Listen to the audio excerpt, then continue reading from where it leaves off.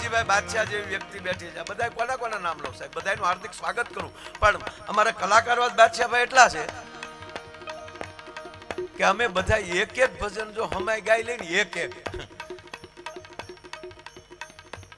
પ્રસંગ પતી જાય ત્યાં સુધી કલાકાર જાયા કરે.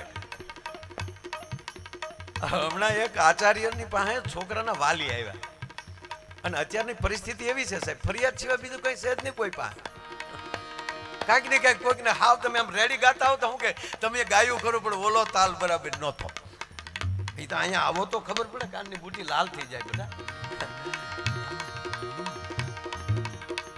એટલે માણસ ફરિયાદ સ્કૂલે મોકલે તો એ છોકરા ઉપર ફરિયાદ. એટલે છોકરા આવીને આચાર્યને કીધું કે આ અમે આટલી ફી ભરીએ, આ અમારા ઢગાન કાંઈ આવડતું નથી. અરે કે હોય સાહેબ, અમારી નિશાળમાં આવે ને જો ફેર ન પડે તો અમારી નિશાળ ન કહેવાય. બોલાવવાના છોકરાને બોલાવ્યો, એના જે વર્ગમાં હતો ત્યાં. હાલો પૂછો સાહેબ શું ન આવડે? અરે કે તમે જ પૂછો. એટલે આચાર્યએ પૂછ્યું છોકરાને કે બોલ બેટા 40 ને 40 કેટલા થાય? એટલે છોકરો કે 150. તા આચાર્યએ કીધું શાબાશ દીકરા શાબાશ. તા છોકરાનો બાપ કીધા હું શાબાશ, 40 ને 40 150 થાય? એ કે પેલા સાંભળો જ ખરા, તમે જેદી મૂકવા આવ્યા ને તેથી 500 કહેતો હતો, માઇન્ડ મારીને 150 એ લાવ્યા. એ ધવલભાઈ ઘણાને આમાં અમે માઇન્ડ અત્યારે એટલું એક ગાય ને ત્યારે માઇન્ડ 150 પૂરું થાય એમ છે. એટલે આજનો જે અવસર છે સાહેબ,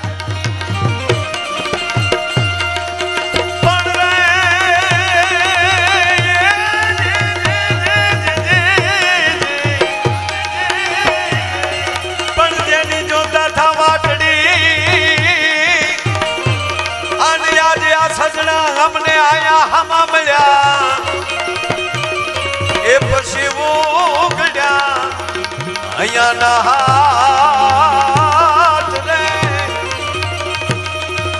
એ જોઈને કામ ના પડ્યા પૂછી તણા.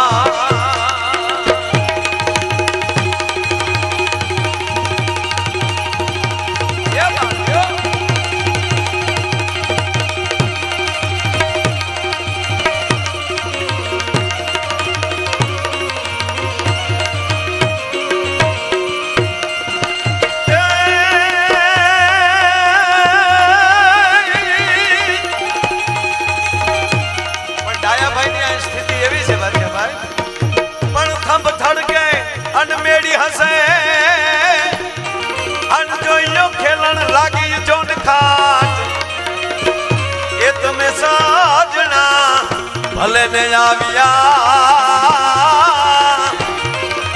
એ દયાલાલ જોતા તમારી વાત.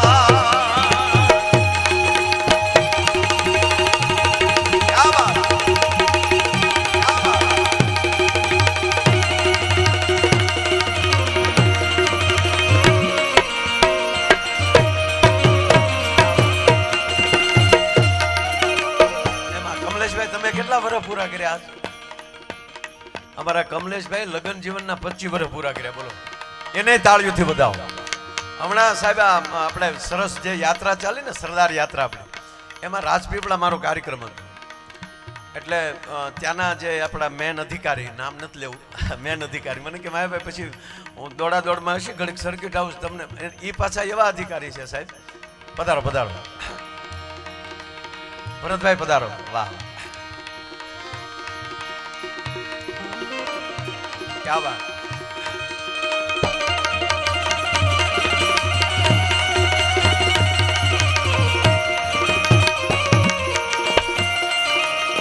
એટલે એને મને વાત કરી, તમને કહું, મને કે એ પાછા મારા વિસ્તારના છે. એટલે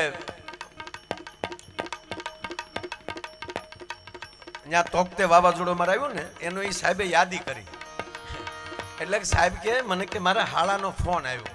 એ સાહેબ કે એ મારા હાળાએ કે પૂછ્યું કે બનેવી સાહેબ આ વાવાઝોડાએ કેવું નુકસાન કર્યું? એટલે મેં એને 2 વાર કીધું શું કહો છો? તા કે આ વાવાઝોડાએ કેવું નુકસાન કર્યું? ત્યાં એટલે સાહેબે એવું કીધું કે મેં મારા હાળાને એટલું જ કીધું કે 3 વર્ષે તે પૂછ્યું. પણ સાહેબ પરિવારમાં હર્ષભાઈ ઉજળામાં ઉજળો કોઈ પ્રસંગ આવતો નહીં, લગ્નનો પ્રસંગ છે. 2 જ મિનિટમાં મારે ખાલી, કારણ કે અહીંયા અમે કોઈ કલાકાર થઈને આવ્યા નથી, અહીંયા તો હાજરી આપીએ ને તોય ઘણું છે. અને આજે દરેક કલાકારો એક બધાની સાથે એને એવો સંબંધ છે એટલે એટલા બધા. નહીં ત્યારે આ કલાકારોને અત્યારે અમારી ફી ગોચીએ ને ગણીએ ને અત્યારે આજે બધા બેઠા સાહેબ, અમુક સારા સમાજના સમૂહ લગ્ન થઈ જાય. હા, અને આવતીકાલે હજી કીર્તિભાઈ બધા આવવાના છે. પણ 2 જ મિનિટમાં મારે કહેવું હોય તો એટલું કહું કે બાદશાહભાઈ, દીકરાનો પ્રસંગ અને દીકરીનો પ્રસંગ, લગ્નનો પ્રસંગ, દીકરાનો પ્રસંગ હોય હરખ છે 100%.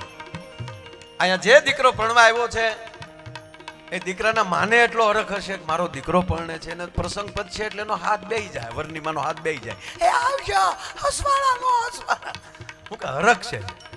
પણ હર્ષભાઈ, મારે કહેવું હોય તો એટલું કહું કે દીકરીનો જે લગ્ન પ્રસંગ છે ને એ તો આમ ત્રાજવું ઊંચું કરો અને એક સાબડાની અંદર તમે હરખને મૂકી ગયો અને બીજા સાબડાને કરુણા મૂકી ગયો, એ સાબડું ઊંચું કરો તો એમાં કયો હરખ ને કઈ કરુણા નક્કી ન કરીએ. કોઈ દીકરીનો પ્રસંગ છે સાહેબ.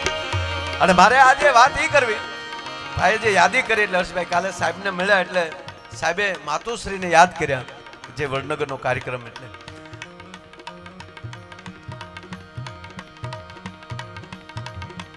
તો એણે એક યાદી કરાવી મને કે માયાભાઈ ત્યારથી એક સંકલ્પ લીધો છે કે એક વૃક્ષ માં કે નામ, એક વૃક્ષ માં કે નામ. તો સાહેબનો સંકલ્પ અત્યારે વિશ્વમાં ગાંધતો થયો છે. તો સાહેબ આવા લગ્ન હોય ને દીકરીના ત્યારે સમાજ નિર્ણય કરે એક વૃક્ષ માં કે નામ और એક વૃક્ષ બેટી કે નામ. અને આ બધાની સાથે જોડાઈ જશું ને સાહેબ તો મને નથી લાગતું કે જરાય મારું ને તમારું જીવન અઘરું થાય. હા, અને મહેમાનોની વાત તો કેવી હોય સાહેબ, આ સેલો દુહો ગાય અને મારી વાતને વિરામ આપું, પછી સમય છે તો આપણે જે કાંઈ પ્રસંગ લેવા હોય પણ આનંદ એવો હોય. કેવો છે?